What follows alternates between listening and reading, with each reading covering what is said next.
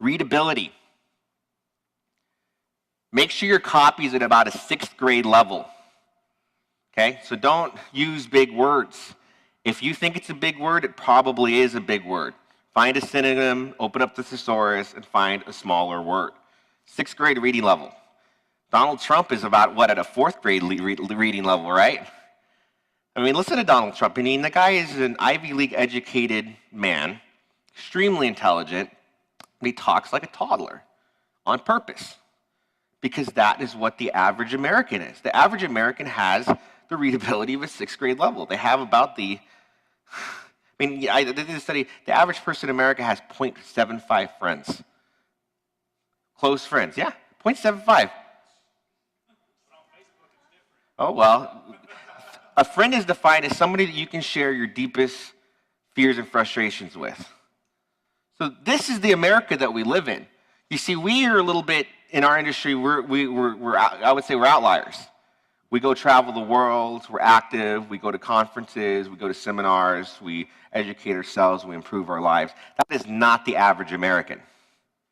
The average American eats Hot Pockets, has 0.75 friends, is $40,000 in debt. Okay? So put yourself in their shoes. Again, I mean, like I said, we're in an industry right now where I'm talking in front of you on how to make $10,000 a day. Put that into perspective.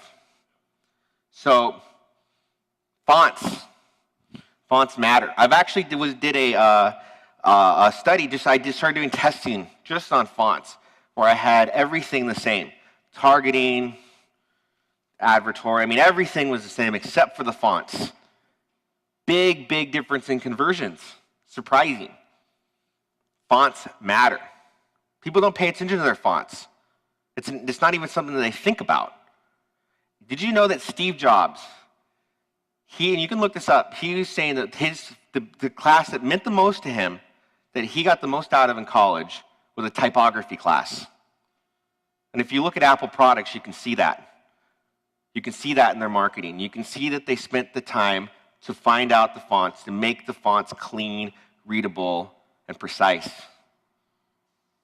So sans serif and serif, those are the two different types of fonts. So serif is the officials like Times New Roman, Georgia. Sans serif is like Arial, Helvetica, Impact. Those are very good fonts to use. So for serif, they both have their time and place.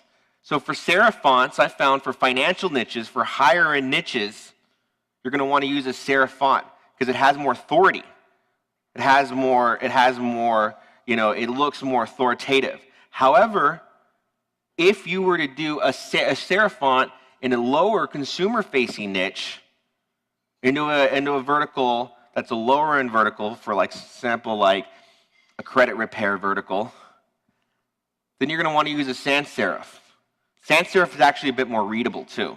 So on mobile, you're going to have a little bit better. If you're on a very much more mobile vertical, you're getting a lot more of your traffic on vertical, I highly recommend using a Helvetica font. Looks very good on mobile and does well. 2-sentence paragraphs.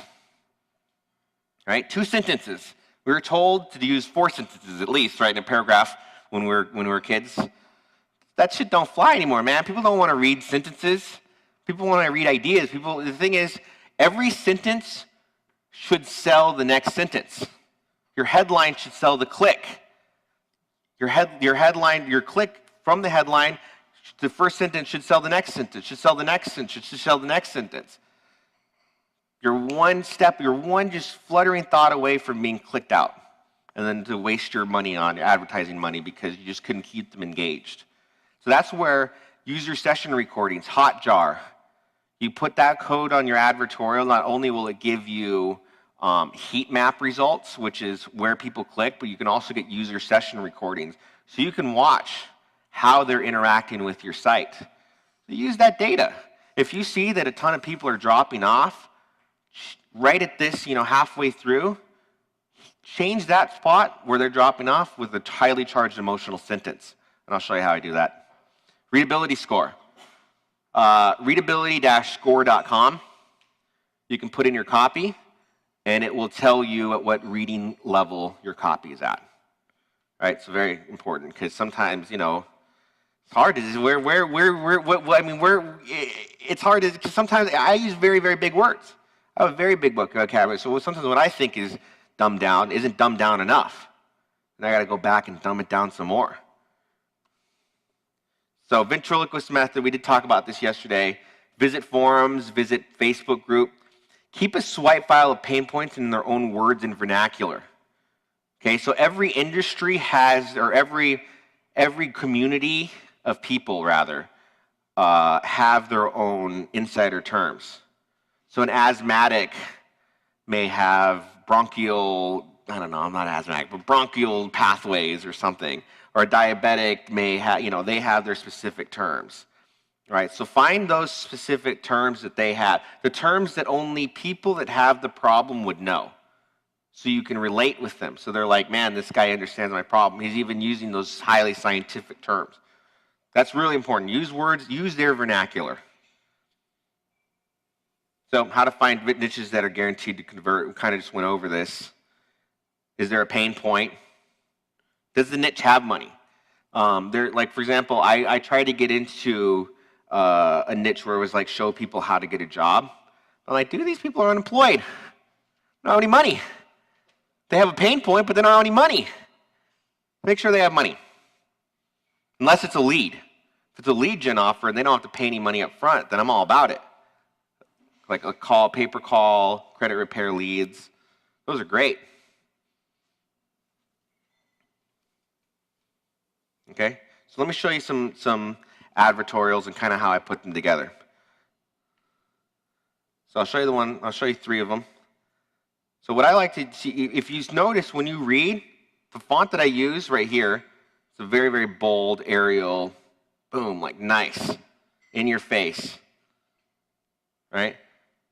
Small sentences. Then I have the call to action, its own line.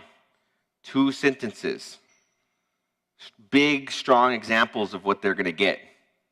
Old bill, new bill. They can just scroll through this, right, and know what it is talking about. My subheads tell the story. See, this is how people read. They scan. If you look at the heat maps, they'll scan up and down first. They'll even see, first they're going to see if it's too intimidating for them to read. If you have too many blocks of paragraphs together, they're going to bounce. Man, I don't have time for that shit. It's too intimidating. You're going to have the same amount of text, but if you separate them into two sentence paragraphs, you're going to have better results than in the same amount of text and keep them into 4 sentence paragraphs or more. So keep them I know it's not proper grammar. I don't even use proper grammar. Like this one, she got a BMW because of government credit loophole. That is not correct grammar. And you got to be okay with that. I have grammar Nazis. They're like, oh my God, Ronnie, you got to change this. No, I don't. Shit makes me money. People don't have good grammar. People LOL all day long. People have lost all sense of grammar. It doesn't matter anymore. It's free game now. She got a BMW. Say quick version. I love this. When I added this quick version box right here, that brought up my conversions massively. Because then they can just see real quick, what is it about? Quick version. If your credit is less than perfect, you can be denied you can be denied a work, car, a house, or even a nice apartment. Discover the loophole to good credit. That is literally the condensed what I'm trying to portray, say in this advertorial into one small little bite size. It's a summary. You want to make it easy for them to get summaries. You don't care if they read the whole thing. They just need to know what they just need to know what it's about through picking it apart, like kind of not linear. People don't read linear anymore. It's weird. So, right? So here's what happened. Here's a good example. I did a heat map, and I noticed it was right here that I was getting drop-offs. And this last one I added not only the quick version here, but a pain point. I notice a drop-off. Okay, that's where the drop-off is. Hit him with pain. Keep him going. It got bad when my car broke down and I was denied approval to purchase a new car, so I had to take a bus. right? So in this one, same thing, ventureinsider.club, business loans. I'm afraid I may lose my business and everything I worked so hard to achieve. Cash flow has been tighter than usual, and sometimes I need a loan to make payroll to fulfill my obligations. So going back to your question, dude, this one, I'm not even using a quote. It's just like, it is a quote, but it says, many Americans share a similar story with Erica's. And I just tell a story. I'm not even using the last name. I'm like Erica from Milwaukee. Like, here is the story of this girl named Erica. Yeah, it's an avatar. Does this sound like you? Does this sound like your story? Right? Strong call to action on the bottom. That's another thing that I do consistently. If it's a video, if you're sending them to a VSL, you want to pre-tell them what to expect. So you don't want to leave them with like, oh man, like if they click on it, they know they're about to see a video, right? But if they click on just like a banner ad I found and they go to a VSL, it dramatically drops because they weren't expecting to see the video. You're pre-giving them the expectations, right? Alert. This program is ending soon. I use a lot of fear loss. It's always ending soon. It's always going to end tomorrow. It's a program. It's limited. There's limited spaces. There's limited time. There's limited opportunity. So you better jump on it quick. Loopholes. See, you got to really understand, people don't want to work. You've got to find, write your advertorial, you've got to make it seem like they're going to get something for nothing. The more you can make it seem like they're getting something from nothing, the better you're going to do. Right? So it's like the joke, like from 15 minutes abs to 6-minute abs. I think John was telling me he was going to do a 13-pack abs. All right? So just take it to the next level. Experiment with it. You know, if everyone's doing 6-pack abs, do the 7-pack abs. See what happens. Right? And so that's basically it. You know, it's hit them with their pain points. Keep it very, very simple. Very, very easy to read condensed sentences. Easy readability score. And that's it. Test different buttons, like watch how to get good credit. I found that I just started using these green buttons with a lot of great results. So you don't want it to look too salesy. So you got to find the fine line, right? So if there's too many buttons on it, it looks too salesy. I found that 2 buttons, I was experimenting with 3 call to action buttons and got a big drop off consistently on multiple verticals I tested. So do 2 good call to actions, yeah. On the right versus the left? It does help. It does help having the banner ad. And I also have it follow. And I found that actually really, really helps improve conversion. Yeah. Sometimes if it's native, I turn off the comments, Facebook comments. But if it's on Facebook, I keep on the comments because it just helps my viral reach. Okay, so disclaimer. Got to have your privacy policy, terms of service. This is an advertisement and not an actual news article, blog, or consumer protection update. Disclosure of material connection. You should assume the owner of this blog and her blog has an affiliate relationship and or other material connection to any suppliers of goods, services, blah, blah, blah, blah, blah. Nobody reads that. Keep it down low. You know? Then, of course, you have to have your advertorial disclaimer, the advertisement disclaimer there at the top. Yeah. Get the mic. Well, just a comment. I was watching another course, and the guy, right under the advertisement, he would stick an ad, like a banner. He was what? Right under where it says advertisement, he would stick a banner there. Oh, yeah. And then it would make it look like that was the advertisement. Okay, yeah. You gotta be careful with those. I mean, you could test that. You know, I try to be, I try not to be too tricky. That's a good one. That's funny. Good one. That's funny.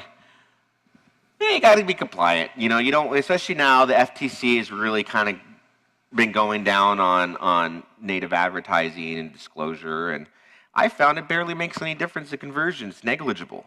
put it up. It doesn't matter. You know, people don't see it as an advertisement. And even if they do, they see it as a better advertisement than your competitors, who's trying to, instead of, you know, she got a BMW to fix her good credit, their marketing is, Lexington Law Firm, we work hard to fix your credit and raise it by 200 points. That's how most people's marketing is, right? I'm the only one that's like, man, you could get your BMW. Get your credit up, girl. Get it going. You know, that's how you know, that's what people want, right? Give them what they want. That's it.